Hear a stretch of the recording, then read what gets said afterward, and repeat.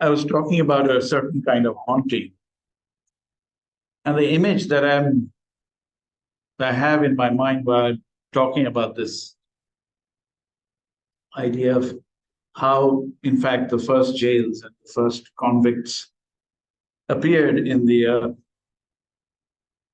records and in the everyday administration of the East India Company's fledgling state. Is the image I have is a long line, as if I can see this from somewhere above, a long line of ants crawling across a vast landscape, over marshes and forests, over scrub, through mud, through jungles and mountain passes. If you zoom down, they're not ants, they are bare-bodied people, mostly wearing manacles, both fetters on their hands and their feet, and they are guarded by soldiers wearing red serge with muskets, and also native militia who are wearing dhotis and coats with spears. And this is an image where I can hear fetters and red dust rising and the sounds of bricks breaking, what we call koa, being broken, and shuki, that red brick dust coming emerging from the sides of the roads that are being built. And so this is the first theme that I want to present to you, which is the advancement of a certain early Pax Britannica, which can be measured in a way through the quanta of a certain kind of human suffering in the form of law, order, and punishment. Now, fast forward to this is an image from 1799, 1800, fast forward to 1836. A great uproar coming from Calcutta, from Fort William, and reaching Parliament in England. And this was the scandal of convict bodies lying on the sides of roads that they were making. Death from breaking stones and bricks outside in manacles. Inmates lying dead by the side of the road from virulent forms of cholera and dysentery. 1836, the first big scandal is the road from Uluberia to Bardhaman, 51 miles. And then bigger scandal, the road between Bardhaman and Benares, this one is 51, Bardhaman-Benares road, 350 miles, where within a matter of weeks, there were 262 sick people and 88 deaths. The Calcutta Alipur jail, actually, and the magistrates of those states, or districts rather, calculated a certain kind of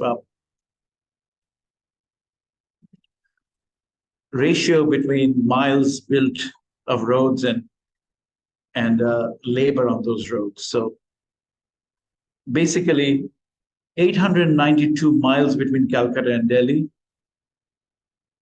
and the ratio of 11,000 men are being used per mile for that road. There are two gangs working on the Benares-Bardhaman road. One was called the Eastern Gang, where over a few months, the average was 2,072 people working with an average of 590 deaths. And the Western Gang, on the western side of the road, an average of the same, 2,000 around, and an average of 247 deaths. So this new vital statistics calculating average mortality is an interesting set of numbers. It gives you the view of the carceral state about a calculation of mortality within jails and a calculation of mortality on the roads. And you get a glimpse of the colonial state's concern over not so much, obviously over health of prisoners, although that discourse emerged a little bit later in the 1810s, 1809, but a concern over the financial viability of captive labor. So I'm going to start then with labor.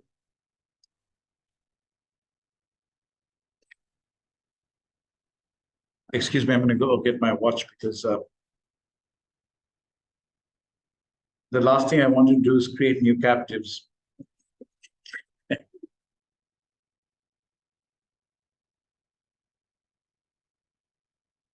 So the first part of this talk, I want to talk about the idea of the extractive capacity of a particular state. The technologies of extraction obviously are crude at that time, and this is very densely human-dependent, human labor through which certain kind of works, public works are realized. There's a G.D. Guthrie, a police superintendent from Calcutta, his report has a very compelling phrase, absolute labor. The absolute labor is a calculation of what a condemned person who either is transported for life or whose punishment by death has been commuted, or people who have committed heinous crimes like banditry, dacoity, etc., that they are productive bodies, and their imprisonment and hard labor are the only redeeming features of this sordid affair. Guthrie talks about the apathy of natives in this country towards things like comfort and intercourse with community. These are hardened criminals who don't really have any social value. They're depraved, and they're particularly depraved if after they've been put in jail. And I'm going to read one quote for you. We allow them only the absolute necessaries of life, which are amply provided for them during their confinement. So the reports from various jails at this time, I'll give you just a few examples. They come from various parts of the districts. Give you a sense of this realization that the East India Company has at its disposal a free army of laborers. The report from the Faujdari jail in Tirhut talks about the jail capable of housing more than 500 prisoners, and immediately says this is particularly important because of the poor state of roads throughout the district. And these people can keep those roads in a state of repair. And this would be highly advantageous to the public. This is a report from Fleming, W.M. Fleming, acting magistrate. And it spares the public expense sending fresh bands of convicts who can build more jails, more roads, more causeways. Similar reports from Cuttack jail, which is built in 1808, 1809. The jail itself is, of course, built by convict laborers sent from other jails who are also working on adjoining roads, filling ditches, leveling the ground. There are reports also that talk about the difficulty of making this body of people work because they are in fetters, they are in chains. Convicts, I'm again reading from report, can be much galled from the constant friction of fetters stopping or impeding the speed of work. This particular case is from a long road called the Madhupur Road, which was connected parts of Maimansingh. But you see similar, or you read similar descriptions of laborers, convict laborers in Purnia, Dinajpur, Rangpur, Rajshahi, Bhavalpur. Now, as a historian or as students of society, it's hard to imagine, people breaking stones and bricks from sunrise to sunset, but never, always in fetters, always in chains. In chains, maybe allowed to go to a drain that comes into the wards, eating, defecating, everything, right?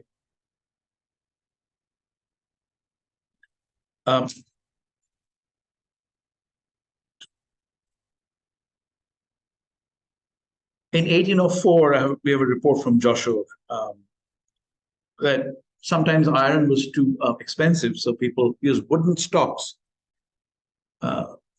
Oil was expensive. Oil was required for guardhouses, for the vigil of convicts if they sometimes had to finish their work at night. Joshua, they were repairing the guardhouses themselves, pool ghats. They're repairing brick bridges. The problem was there was another danger that given their situation, they would try to break their fetters, or fetters would rust and they would run away or behave violently.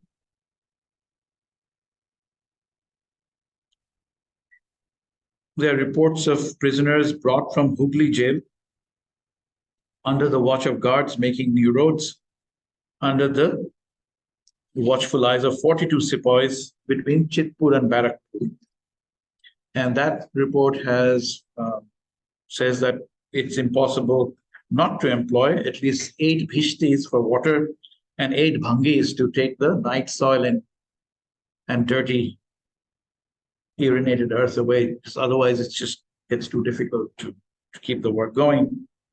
These unsanitary conditions probably most likely led to what we see in the reports coming in the 1830s. Cooking, the convicts made their own food in fetters, exposed to rain, exposed to the sun. And then, of course, native privies right nearby. You can't go too far. So this is something that I wasn't necessarily aware of in this particular way. And so my argument is expanding. And I hope I'm not making a case that is bigger than what it looks like, but I think that there's clear evidence that the labor of building this infrastructure of roads, highways, came from convicts, by bodies captured by the East India Company state. And you begin to see that the punishment for violent crimes, which was for a long time in the hands of the qazis of the company courts, I call them company qazis, they're being asked to very quickly give their fatwas. And those fatwas then are commuted or overwritten by magistrates. Complaints that fatwa of law officers are too slow. We need, quote, speedy determination. Without sufficient volume of prosecution, the flow of prisoners for public works cannot be maintained. And this transition from the 1770s, 1780s strikes me very clearly because in the beginning you have fatwas, you have tazianas, you have stripes. Now, even when people are being sent off to Andaman, which is a temporary jail, people are being sent to Fort Marlborough in Bencoolen in Indonesia. People are being sent, I'll talk more about that. People are being sent to the hulks of the coast of Chennai, Madras. There's still being 39 lashes for robbery and murder with the kora, the kora which was made with the bull's nerves. Very, very painful, debilitating sometimes punishment. And this continues through the first decades of the 19th century. But you begin to see that that's being phased off because there's a residual value of the condemned body. And that value is labor. Death is often commuted. Deportations are being commuted. Otherwise, we would find more people. Anand Yang's book about convicts is very eye-opening. But we would find even more people being sent off to Australia. Some people were, but not all. Certainly not the bulk. The imprisonment with hard labor is the key. And deportation is ultimately increasingly restricted to the most hardened, dangerous criminals who have, especially people who have run away and been recaptured, or politically dangerous, like polygars from southern India, jailbreakers, chuars, the followers of Govardhan Dighapotia in the the jungle mahals. This need for more and more bodies is clear when we see that prisoners awaiting trial held in Dhaka, Jalalpur, or Murshidabad, long periods, are already being put to work. Contumacy, irreverence, not appearing before the magistrate during prescribed period of appearance stipulated by the Nizamat Adalat, leads to imprisonment and transportation and commuted again for hard labor. Regulation 9 of 1808 starts specifying very clearly that only the sardars of dacoit gangs would be deported, not their followers, to Penang, Prince of Wales, Bencoolen, or to New South Wales, which comes a little bit later. In fact, the end of the old prison house called Hurinbari, Park Street, replaced by this new jail, back then called New Jail, Alipur.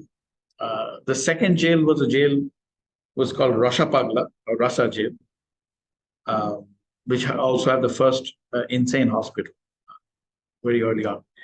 But Alipur is created initially, at least the plans are lifetime imprisonment for the most heinous crimes, Regulation 16 of 1811. Avoiding the cost of deportation. Freight is very expensive. Victualling is very expensive. And then there's a very, I'm going to come back to that in a second, a very tortuous and fraught argument amongst magistrates versus jail superintendents and various captains of battalions, that whether it is more profitable to house convicts in jails and have them work within the jails or have them working outside. And what you see is that working outside becomes the norm. But how do you make people work outside? Prisoners break jails. Prisoners kill guards. Prisoners also kill guards on the road, and they make desperate attempts to escape, to run.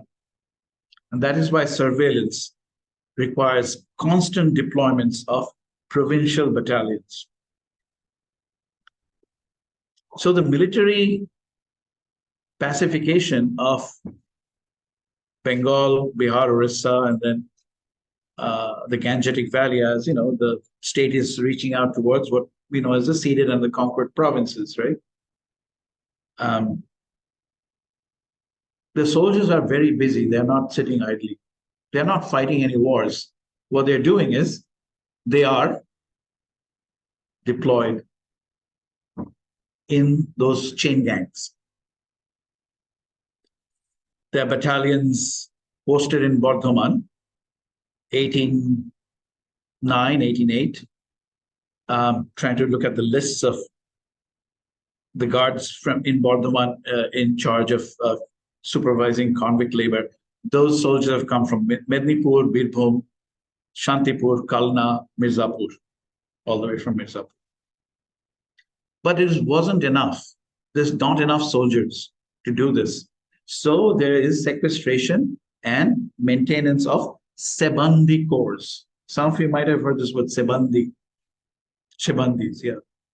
And these are local people, and the numbers are much larger. I don't have the numbers. They're much larger than the battalions. And there's all constant complaints. In Bardhaman, just 1,000 men, not enough to keep convicts from escaping. We need better trained men who can handle muskets, extra duties for local native militias. And there's another reason why you need the army, because of two things. One is, of course, dacoity, which actually is much more than just crime. As you know, this is part of a widespread phenomenon of social banditry. That's a topic for another day. But also guarding treasuries, guarding jails, guarding factories. kacharis and aurats, daring, every year, 5, 6, 10 daring raids on treasure being transported under escort by gangs. The management of the provincial corps and the native corps, the routine civil duties of men in arms, is another aspect of the state that I hadn't really realized. That this is civic duty in a certain sense. It's not military duty in that way. So the line between the military state or the garrison state and the line between civic administration is blurred. There's great mistrust of native battalions too, as prison and chain gang guards. Are they going to have relationships with the convicts? Do they know them? How do we keep them separate? There's a lot of complaints. These people don't have the right discipline, not enough European officers to maintain discipline. Guards are strictly not allowed to let prisoners talk to different groups, right? Certainly not to other chain gangs. No communication with outsiders while on work, especially. All they have to do is bring the convicts out at sunrise, bring them back to their huts, tents, sometimes jails, if the jail is nearby, under strict watch.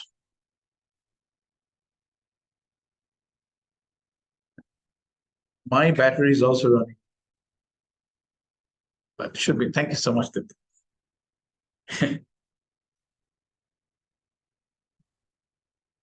Good. Thank you. There's a reason why. What was I talking about? Yes, I was talking about sunrise. Yes. No, I say my battery is low because I came back from Murshidabad just a night and a half ago at 3 a.m, finishing the archival work. I'm going to quote a line from the rule books. Every evening at sunset, the whole of the convicts on the road must be secured with a chain passed through the ring of their fetters and fastened on the outside of their hut or their tent with a padlock.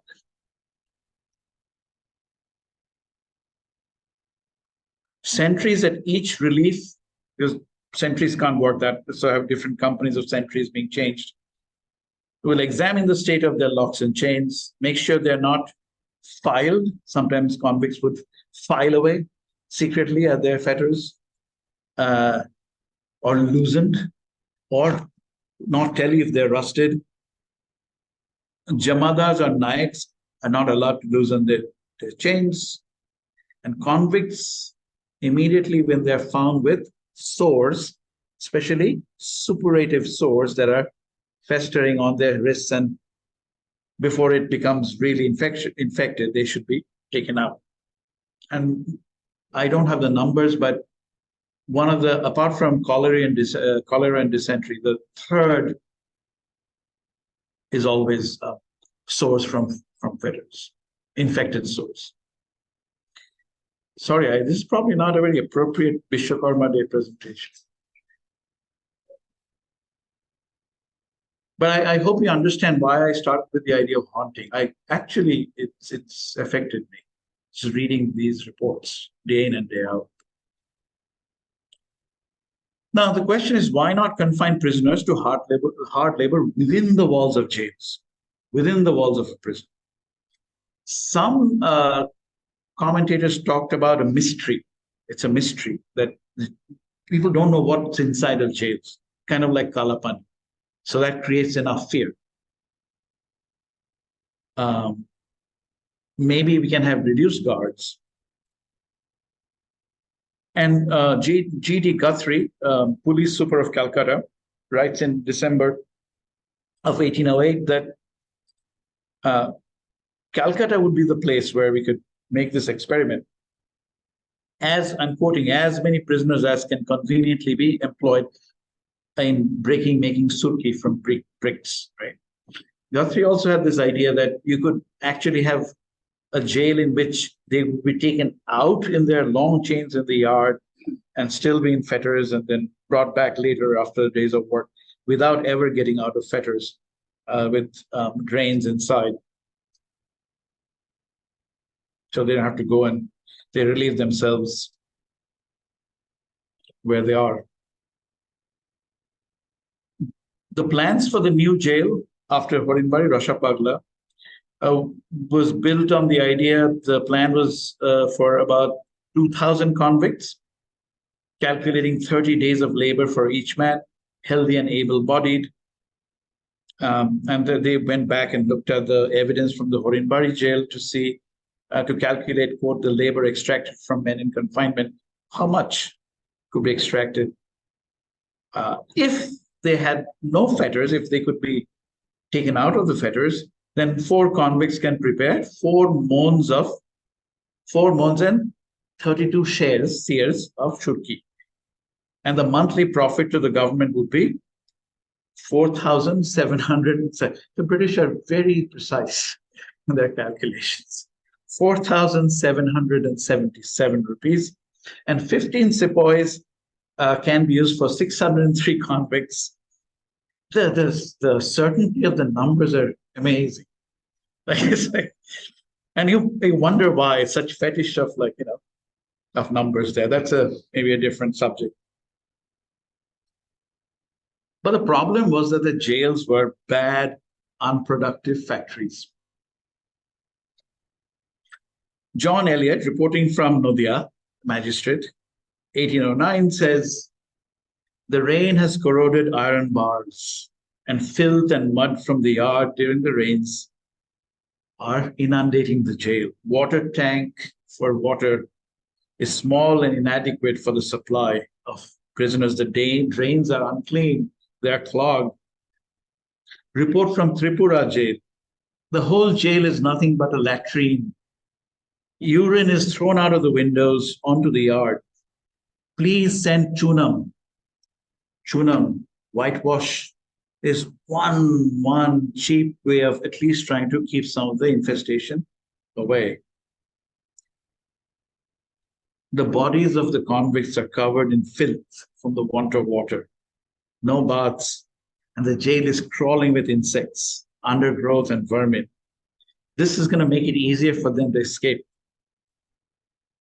Rupees 556 for whitewashing. Is that too much of an expense?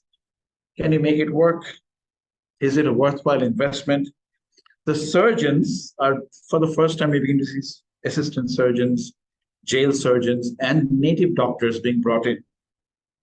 And they're talking about, please dig a new tank if you want to prevent further mortalities. But water is scarce. It's astonishingly, some reports talk about the death of convicts due to sloth and indolence. I thought about that. It's very difficult to be very active. And pervasive sickness. And then others complain that if the fetters are too short, the basic digging work is impossible. They can't move. They can only move very small quantities of sulki or earth. But you begin to see that surgeons and native doctors are at least allowed to prescribe removal of fetters as long as the jailer and the military guards are there and under supervision for maybe removing them to hospitals. The hospitals are basically other cells inside the jail often. They're not hospitals, you can call them infirmaries. And the things are not necessarily any better there. The Hooghly jail had the most dreadful mortality. And this is from the magistrate who says, it's not a place fit for existence of humans. It's a large enclosure, just with few brick buildings, few closed small rooms, much like a local house. One of these rooms is called a hospital. The sick are kept without light, without air. And between January 1806 to July 1807, just over 1 year, the mean number of prisoners was 462, and the total death was 270, which is 3/8 or 37.5%. Now that's the That's an exception, maybe. And the magistrate says very clearly, we need a prison for a proper reception of men. And many were moved then to Chandanagar jail or working on the roads on Chandanagar. And even the hospital is not fit. We need to build, just building high mud walls and mud enclosures is not sufficient. It doesn't prevent infections. It doesn't prevent bad air. And then when you move people in that state, moving people to the roads, moving people to other jails, people die on transit. 21 were moved in one particular quarter and 12 died right away. That's another little statistic there. John Balfour, assistant surgeon, talked about the same place. Epidemics running during rainy seasons given the state of crowding. The cells and hospital rooms are damp, dark, no circulation of air, too small to admit even 50% of the sick. The sick and dying are often taken to the veranda, brought back by the guards, and healthy convicts inhale the breath. Back then, it's still miasma theories of diseases from inmates in the last stages of their lives. The jail is at the center of the Hooghly Bazaar and adjoining a deep ditch, which for quantity and variety, I'm quoting Balfour, which for the quantity and variety of dirt and corruption might often vie with the most abominable gutter in all of London, or even Edinburgh itself. Poor Edinburgh. Disgusting effluvia. So some of these don't have permanent roofs. They have chappers, covers, leaves, sometimes tiles. And these come down only 3 or 4 feet off the ground. The jhamps are decaying. No money for repair. The walls of the Hooghly jail, descriptions of infestation with insects, and these are mostly bugs that feed on human blood. The walls are blotched and defiled by the blood of the inmates on which they gorge. And that's why the walls look black. They're not white.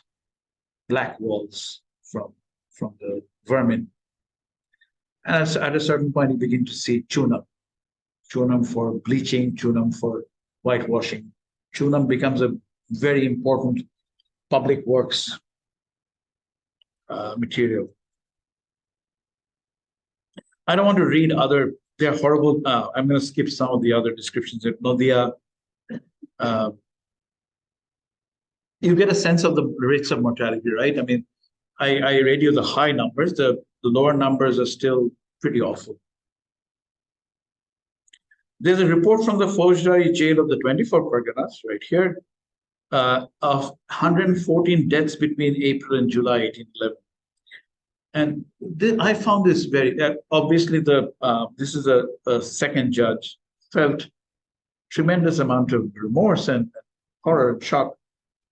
Says the morbid depression of mind which the convicts generally labor under, probably from being separated from their connections and withdrawn from their own districts, together with the inconvenience they suffered on their way down, predispose these people to be attacked by any disease that might happen to be prevalent at the time and place in which they might be. So they are in their state of moroseness, and they don't have any desire to really fight for their lives.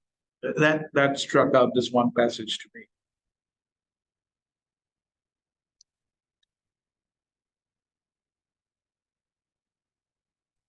And you begin to see by the 1808s, 1807s, the first suggestions for improvement. Change the design of the shackles. Even if the price of iron is rising, change the shackles. Dig new tanks. Use convict labor to dig new tanks. Build sloping and brick-lined floors so that urine and other liquids can drain away, can be washed. At least pay for washermen, barbers, and bhangis, methods to remove the night soil. And train convicts themselves for hard, sustained, but healthy habits in labor. So this solicitation, this idea of productivity of labor tied to the notion of health as a value, you begin to see, especially in the 1830s. And that actually finally leads to the reforms that ends convict labor, ultimately is replaced by cheap labor. So, but we are talking about a story which begins in the 1790s, right? And ends not before the 1840s. That's a long period of time. This is when assistant surgeons are becoming more insistent, change the diet and health. Sometimes prisoners were given little quantums of money for their food. There was kind of, that was the way it was accounted for. They cook their own foods. Maybe give them something, give them milk. Weekly inspection of jails, reports to the judges and the magistrates, watch on the supply of grains and pulses so that they're not eating contaminated food. And then, and this is very interesting, do not let different classes of convicts mix. And so I'm going to show you these couple of images. First is overcrowding.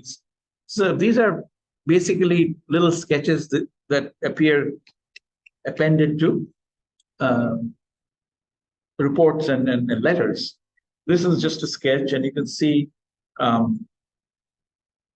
probably can't see the writing. It's about 560 feet across and 390 feet this way. That the big, those are guard houses and sentry boxes, main jail. And within that, you have the cells. And see if I can bring the cursor. See the cursor? These are the cells, and they're little black dots that show you. And I haven't calculated it with a geometry box, but it just gives you a sense of the crowding of the cells. These are, I have reports that 60 people are being kept in one room. In some places. These are temporary, sometimes not permanent, but this is not 60 here, probably, 5, 6 in these. This is obviously a plan. It's not necessarily what was implemented. But do not let there's a very early awareness of caste and dirt. The earliest reports of lists of convicts we'd sent off to Andamans temporarily or to Prince of Wales Island always have their castes: Bagdi, Hari, Dome, both.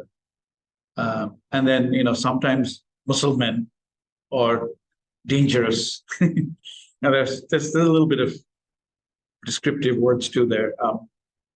Some other day we can talk more about that. When the new Alipur jail is built, it is built for the health of prisoners because public benefit requires this utility. And there's a report which says jails in India lack 4 key ingredients: water, privies, drains, and a place to clean convicts. Now, that's an acknowledgement right there. And John Eliot says, he's now come from Nadia to Calcutta. There's so large a body of prisoners, more than 2,000 men, can't be put out in the rain. We need a paka ghat. If you have temporary water storage, then the sides will be filthy, the tank will become filthy, and the water will be rendered nauseous. And the jail compound is traversed by hundreds of people, filthy lower classes of people, quoting him. And you can tell by the skin of the prisoners, this insufferable stench, indifference to cleanliness. And then the deaths by dysentery, even in the new Alipur jail, was something that prompted this: fever, consumption, dysentery, and then treating dysentery with mercury probably did not yield good results. I'm going to move then to the second to last point that I want to make, which is the idea that this is actually also a new landscape that is being created. Now, it's not so much social bandits or the Chuars or, Morans or Garos on the frontiers. What resists the East India Company's expansion are jungles, hills, mud, trees, water, disease, insects. So maybe it's a resistant landscape. And these kind of sketches come up all the time. The Tripura frontier, I can't read it, but independent tracts, country, cookies, Ruchis, Raitus, and other names of tribes. This is Tripura. And you can see the rivers and the jungle areas of the hills. And these are sketches.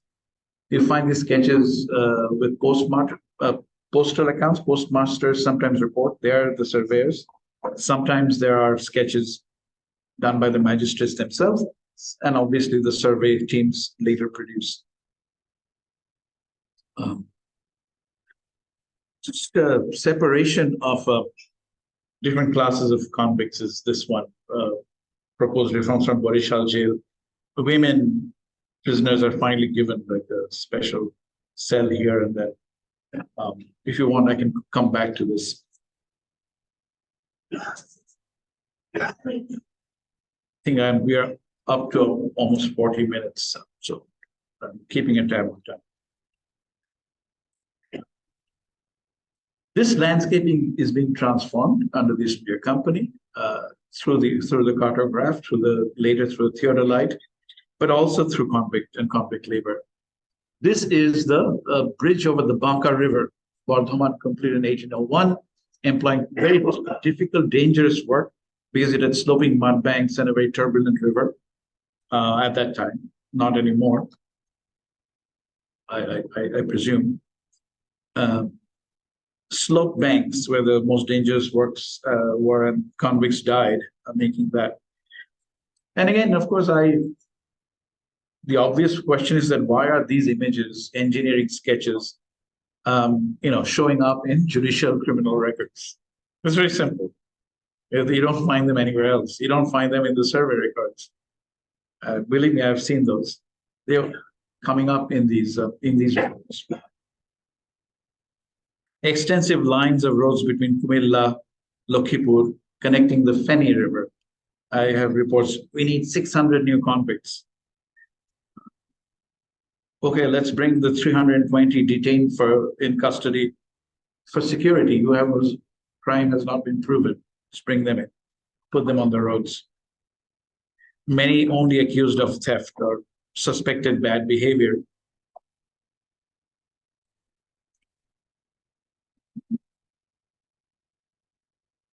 This landscape is seen as a lawless landscape. It needs to be tamed. It needs to be brought into civilization, if you like. The boundaries of Mednipur, Bardhaman, where the dacoits run free. We need to have better policing. You cannot have better policing without removal of jungles. Jungles that line the valleys of the river Ojoy, of Damodar. Word is being sent by the thanas of Dignagar, Shai Pahari, new thanas of Kotulpur, Raghunathpur. We need to clear these forests and roads. We cannot keep track of the jungle mahal disturbances. We need barkandajis on the road between Kotulpur and Vishnupur. The postal service is not safe. The movement of money is not safe. Convicts are brought to work on the roads between Tumluk and Baleshwar. We need, after these roads are done, there'll be great convenience to travelers. Same in Krishnanagar, Shantipur, in the Baharampur cantonment area, where roads had been impossible or impassable. The real problem often was logistics, not enough soldiers and not enough Sebandi for supervision.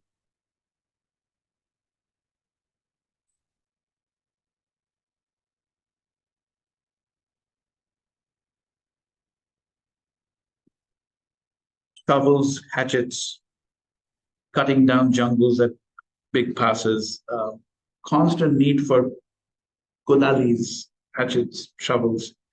Iron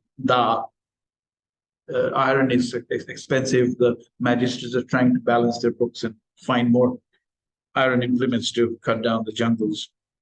And there's a constant litany about the terrible state of roads. The dark comes comes back in the refrain of these reports over and over again. A passage of runners, harkaras. The postmaster J.H. Doyley Bart, who is also a frontline surveyor, says that how can the harkaras and dak cross creeks and jheels? Jungle harkaras are up to their chests in the mud and muddy tides between Kokrahati on the Hooghly and Khejuri. There's a famous, I don't know whether it's still there, Gangia Creek quote, which is in the jungle and a very deep muddy place, 2 yards wide, the dak detained for hours during high tide. 4 miles, there's a broken band, and such thick jungle that only two men can barely pass each other. Impossible for a magistrate traveling on a palanquin. Cut down the jungle on either side. Make sure that you can pass that when the tide is up. And the speed of news is impeded. And the speed of news must be accelerated through the use of convicts. So the story of the clearance of jungles, passes, water bodies, removal of shelters for gangs of bandits and dacoits, the establishment of new police thanas with new darogas, opening up of communication between distant stations, this entire process was key to what the British call law and order. And here I'm talking much more about order than law. This is a new landscape, and the landscape is not enough to map it. It's not enough to simply establish police stations. You have to actually open it up. And this is where environmental history comes in, front and center. This is changing of a certain kind of landscape, right? But it doesn't happen overnight. It's not just rice. Rice comes too. So I'm going to wrap up now.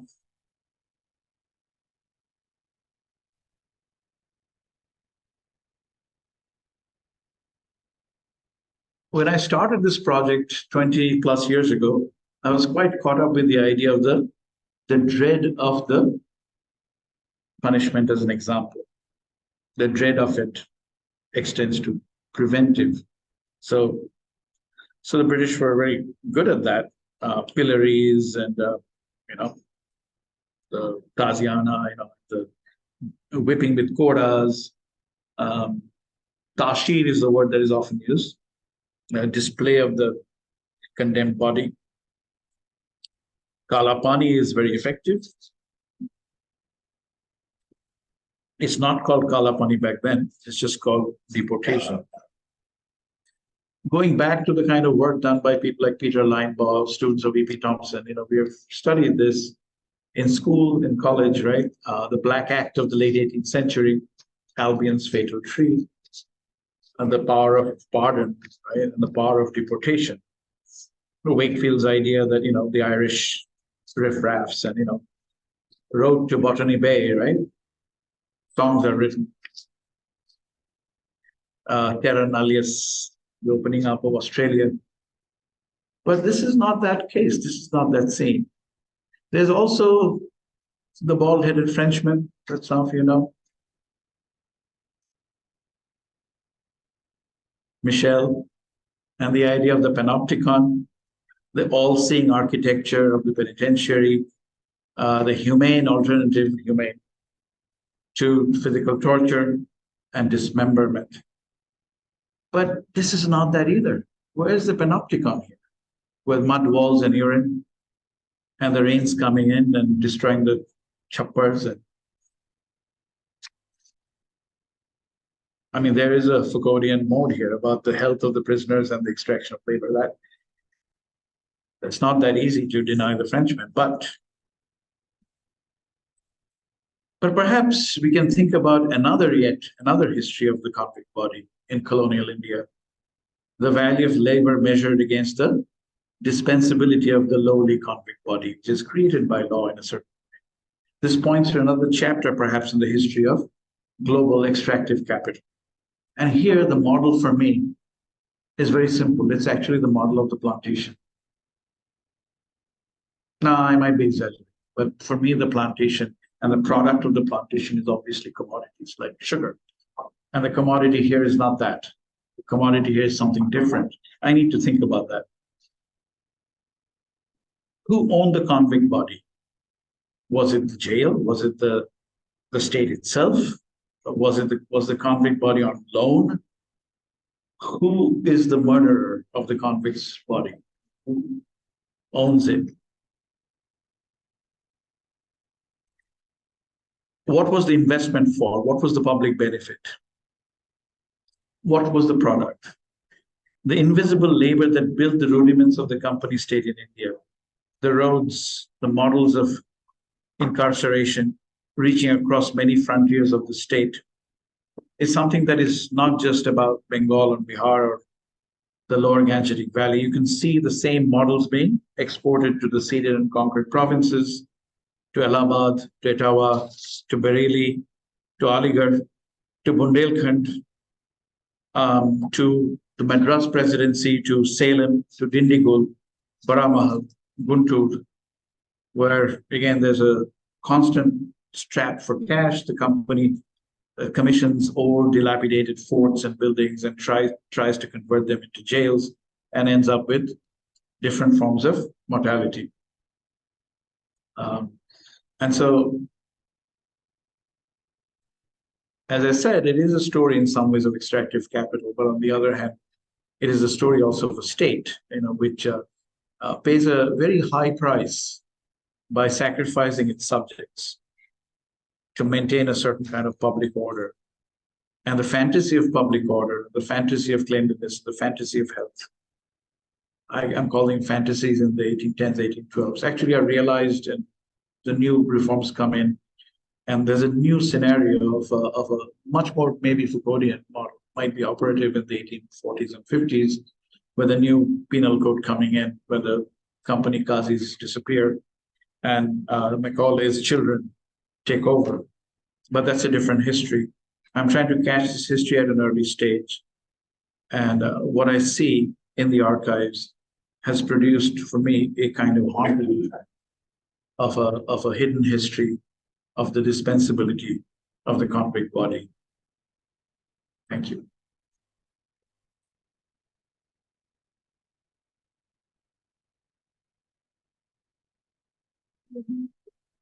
Sure.